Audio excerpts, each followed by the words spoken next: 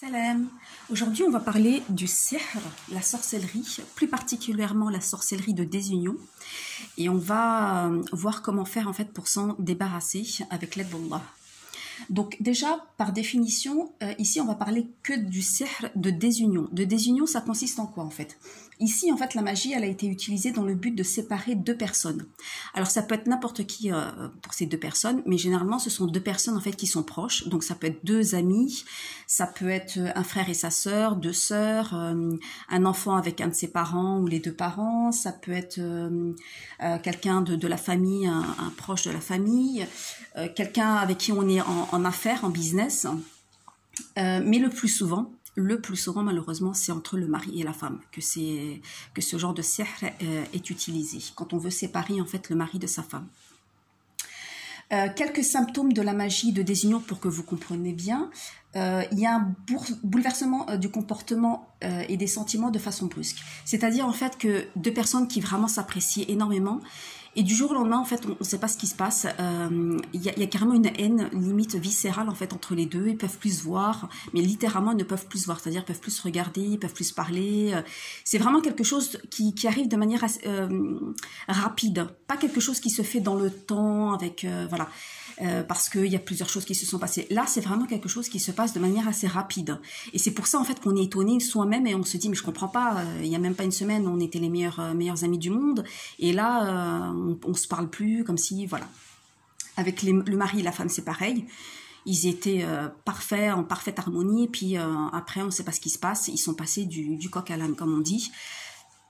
Alors que généralement, quand il y a des petites disputes, à chaque fois, on arrive toujours à se rabibocher parce qu'on en discute, voilà. Mais là, vraiment, on a ces limites si on n'avait pas atteint le point de rupture, en fait, de non-retour. Un autre symptôme, c'est le soupçon quant aux agissements de l'autre. On soupçonne toujours l'autre, on a toujours une mauvaise opinion de l'autre. Alors qu'en islam, on est censé avoir toujours une bonne opinion, mais là, on a toujours une mauvaise opinion. On imagine toujours en fait le pire. On n'arrive pas à lui trouver une bonne excuse. Le refus des excuses, c'est-à-dire que même si la personne elle s'excuse, au fond de soi, on n'arrive pas à pardonner, alors que la personne elle est profondément désolée de ce qui s'est passé, elle va s'excuser avec des excuses sincères, mais on n'arrive pas. Le fait d'aggraver les raisons d'un désaccord, même si elles sont minimes, c'est-à-dire de toujours exagérer les choses, c'est-à-dire, je sais pas, la personne elle a posé un plat au mauvais endroit, ou je ne sais pas quoi, ou elle a fait tomber un truc, et puis on exagère en fait la chose. C'est comme si c'était devenu une raison de la Troisième Guerre mondiale. Le dégoût de l'autre à sa vue. Ça arrive aussi souvent, c'est-à-dire qu'on peut même pas regarder l'autre dans les yeux. C'est-à-dire que vraiment, on a envie que l'autre sorte de notre vie, que voilà, on veut plus le voir dans le paysage en fait. Voilà. Le dégoût des actes de l'autre, la haine de tout ce que l'autre peut faire. C'est-à-dire que même si la personne, elle fait quelque chose de bien, on va toujours trouver une raison en fait de critiquer. C'est-à-dire qu'elle peut faire n'importe quoi qui soit bien, faire une aumône, elle peut dire une parole gentille, faire un acte de gentillesse. On n'arrive pas à avoir ce côté positif en fait. Et donc du coup, on va critiquer la personne et on va dire non mais de toute façon, voilà, je suis sûre que c'est pour d'autres raisons. Voilà, on va tout dénigrer en fait. Parce que on n'aime pas en fait tout ce que l'autre fait. C'est-à-dire qu'on va voir que tout le monde dit du bien de cette personne et on est la seule personne en fait à ne pas réussir à voir le bien dans ce que l'autre vient de faire. Donc ça, ce sont quelques symptômes du sihr de désunion. Selon Ibn al-Qayyim al-Jawziyya, il y a deux façons de dénouer une sorcellerie, un sihr. Une qui n'est absolument pas du tout autorisée, qui est d'avoir recours à la sorcellerie pour dénouer une sorcellerie, bien entendu, parce que sinon on s'en sort pas. Et c'est interdit d'avoir recours à la sorcellerie. Et la deuxième façon, qui elle est la seule qui est autorisée, c'est la ruqya shar'iyya. Donc là, en fait, c'est quoi? Ça consiste en fait à lire le Coran et des invocations pour guérir, parce que le Coran est une guérison en soi, comme le dit Allah Azza wa Jal dans le Coran. Donc là, en fait, dans une de ses fatwas, Cheikh Ibn Baz nous explique en fait quel verset lire, sachant que tout le Coran est une guérison. Voilà, donc on peut lire n'importe quel verset du Coran, c'est une guérison. Et là, en fait, il va nous préciser, pour le sihr, quelques versets en fait qu'on peut lire, le tout accompagné de l'utilisation du sidr, que je vous montrerai, et il va nous expliquer comment en fait s'en servir pour pouvoir guérir bi'iznillah, avec l'aide d'Allah.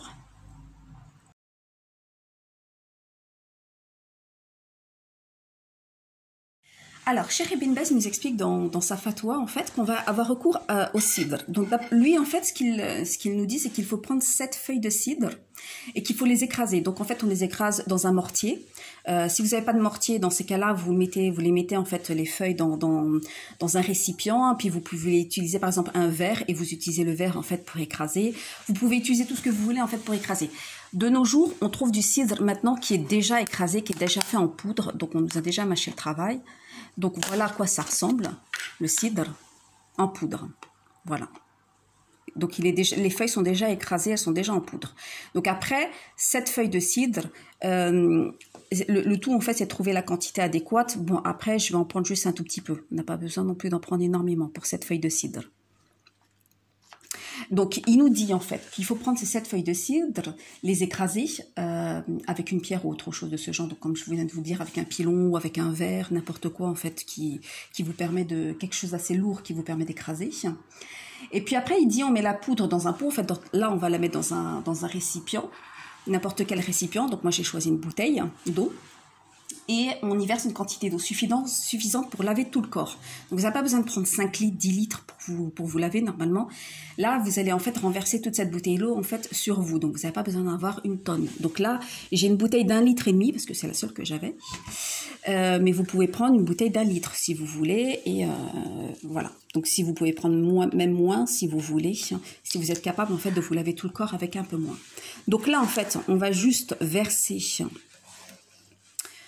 l'équivalent de cette feuille. Alors, j'ai pas la mesure exacte de cette feuille. C'est pas la peine d'en mettre trop. Mais voilà. Donc, je vais mettre à peu près ça. Donc, ici, si vous n'avez pas une petite cuillère comme moi, qui est assez fine et qui vous permet de pouvoir contenir la poudre, vous pouvez utiliser un entonnoir.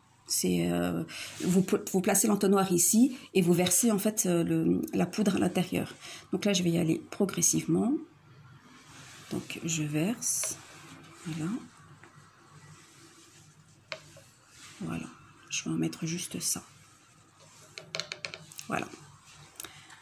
Donc, qu'est-ce que vous faites? Une fois que vous avez ça, vous allez juste, en fait, refermer et vous allez secouer pour bien répartir dans toute l'eau. Voilà. Donc, ça, c'est la première partie. La première partie, c'est de mélanger l'eau avec la poudre de cidre. La deuxième partie, elle consiste en fait à la récitation des versets. Et là, je vais vous montrer en fait comment ça se passe. Donc pour la lecture des versets coraniques dans la bouteille, comment ça se passe?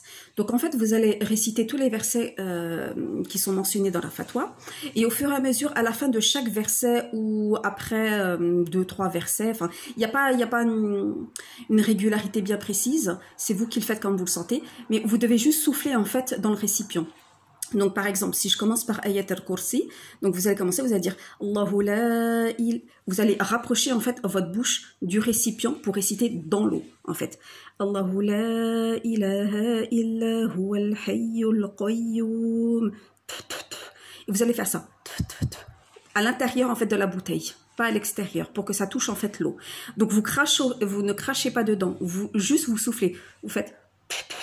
Voilà, il n'y a pas de crachat, il n'y a rien qui sort, en fait, c'est juste le souffle, en fait, ça. Voilà, et vous le faites vous continuez la récitation, et vous arrêtez, en fait, à quelques versets, et vous refaites la même chose. Et voilà, et vous faites ça, en fait, pour la lecture, en fait, de tous les versets qui sont mentionnés dans la fatwa. Donc là, je vais vous montrer, en fait, comment réciter, en fait, chacun des versets. Une fois que vous avez bien préparé votre bouteille, vous avez juste, en fait, à répéter après moi pour les versets.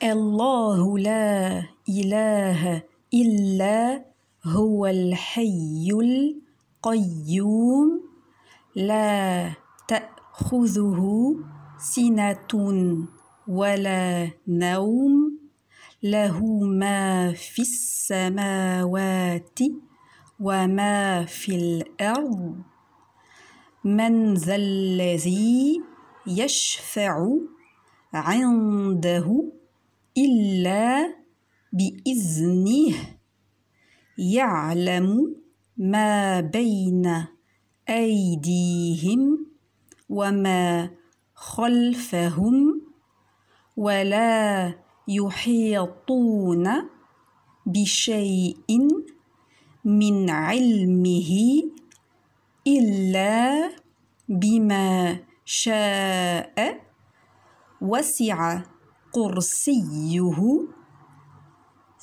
كرسيه السماوات والأرض ولا يؤوده حفظهما وهو العلي العظيم.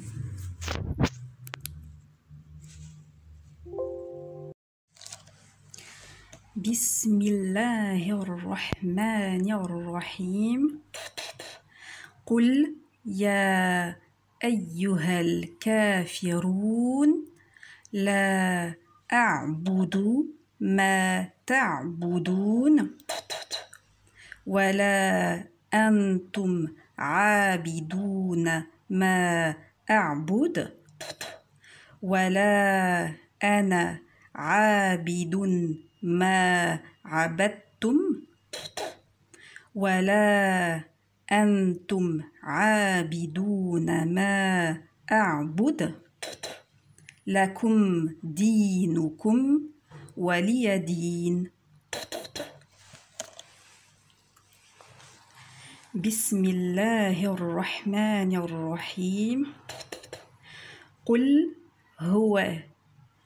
هو الله أحد الله الصمد لم يلد ولم يولد ولم يكن له كفوا أحد.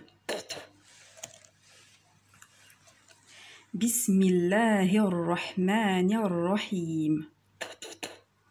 قل أعوذ برب الفلق من شر ما خلق ومن شر غاسق إذا وقب ومن شر النفاثات في العقد ومن شر حاسد إذا حسد. بسم الله الرحمن الرحيم. قل أعوذ برب الناس ملك الناس إله الناس من شر الوسواس الخناس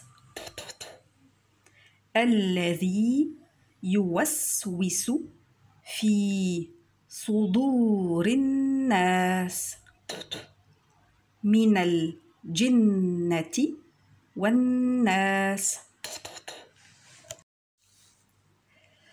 وأوحينا إلى موسى أن ألق عصاك فإذا هي تلقف ما يأفكون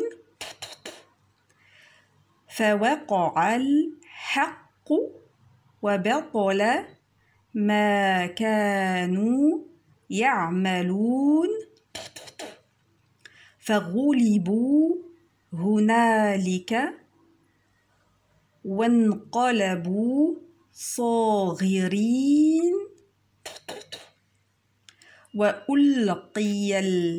وألقي السحرة ساجدين قالوا آمنا برب العالمين رب موسى وهارون.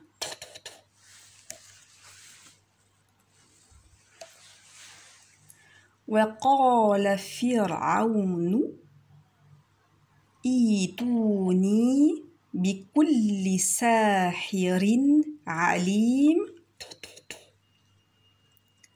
فلما جاء السحرة قال لهم موسى ألقوا ما أنتم ملقون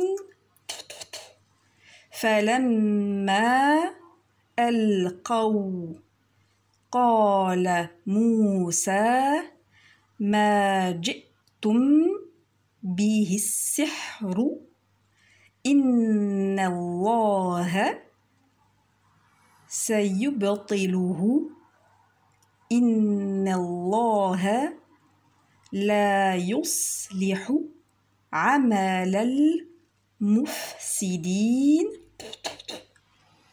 ويحق الله الحق بكلماته ولو كره المجرمون.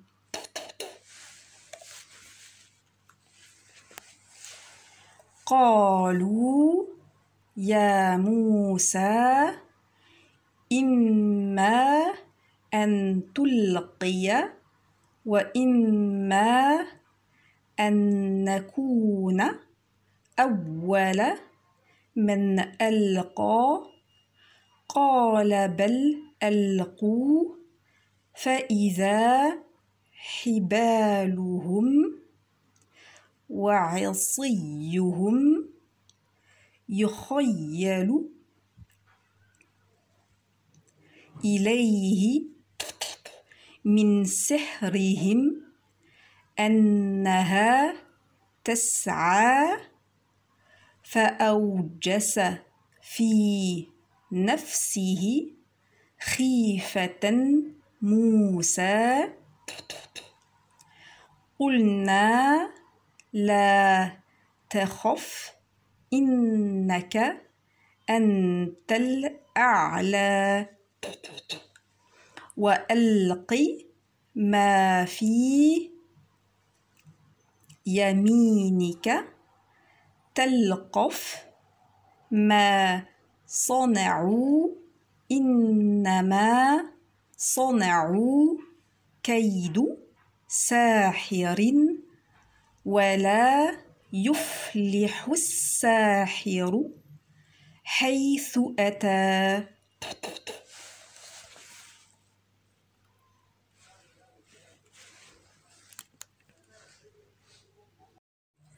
Alors, une fois que vous avez terminé la récitation des versets coraniques à l'intérieur de la bouteille ou du récipient, quel que soit le récipient que vous ayez choisi, qui contient du cidre, une fois que vous avez fait ça, le Cheikh Ibn Baz, il nous dit qu'il faut en boire un petit peu. Donc, c'est pas la peine d'en boire 1 litre, hein, il dit en boire un peu. Donc, vous en buvez et le reste, vous le gardez pour vous laver avec. Donc, pour vous laver avec, déjà à la base, l'eau, si elle est un peu froide et qu'on est en hiver, que vous avez peur en fait de vous laver avec de l'eau trop froide, vous pouvez passer en fait la bouteille d'eau sous de l'eau chaude, la laisser un petit peu quelques temps, ou la laisser dans de l'eau chaude pour qu'elle se réchauffe en fait un petit peu. Sinon, dès le départ, vous pouvez remplir la bouteille avec de l'eau chaude et réciter à l'intérieur. Et quand vous buvrez, ce sera de l'eau chaude, mais c'est pas grave. J'ai dit, vous n'allez pas en boire beaucoup. Donc du coup, quand vous allez vous laver en fait avec la bouteille d'eau coranisée, vous allez en passer sur tout le corps, mais vraiment tout le corps, de la tête aux pieds, jusqu'aux orteils, entre les orteils. Faites attention à bien passer aussi de l'eau. Alors vous allez utiliser votre main en fait pour vraiment étaler en fait cette eau un peu partout dans votre corps. Donc pensez bien sous les aisselles, pensez bien dans vos mains, entre les doigts, sur le dos, parce que souvent on a tendance à pas le faire, donc pensez bien à passer dans le dos. Vraiment partout. Si vous avez des plis à des endroits, parce que vous avez un peu d'embonpoint, n'oubliez pas, dans le cou, vraiment partout, les oreilles, voilà. Donc une fois que vous avez terminé ça, Inch'Allah, moi personnellement, dans la bouteille, il me reste au moins la moitié. Je vous ai montré, j'ai une bouteille d'1,5 litre, généralement ça me tient pour 2 lavages, ou 3 même des fois. Ce que le cheikh dit, c'est que, bi'idhnillah ta'ala, au bout de la première fois, vous êtes guéri, bi'idhnillah. Si Allah le veut, vous êtes guéri. Si ce n'est pas le cas, si vous voyez que les symptômes persistent, telle est la décision d'Allah. Dans ces cas-là, vous utilisez le reste de la bouteille pour un deuxième lavage et vous continuez 3e, 4e, 5e jusqu'à ce que vous soyez guéri. Si vous avez utilisé toute la bouteille d'eau, donc vous recommencez en fait toute l'opération depuis le début, vous récitez les versets, ce sera de toute façon toujours un bien pour vous de les réciter, vous aurez la récompense en plus en récitant les versets coraniques. Donc voilà, qu'Allah nous protège et qu'Allah nous guérisse et qu'Allah nous préserve de toutes ces personnes mauvaises qui nous veulent du mal. Amin. Assalamu alaikum wa rahmatullahi wa barakatuh.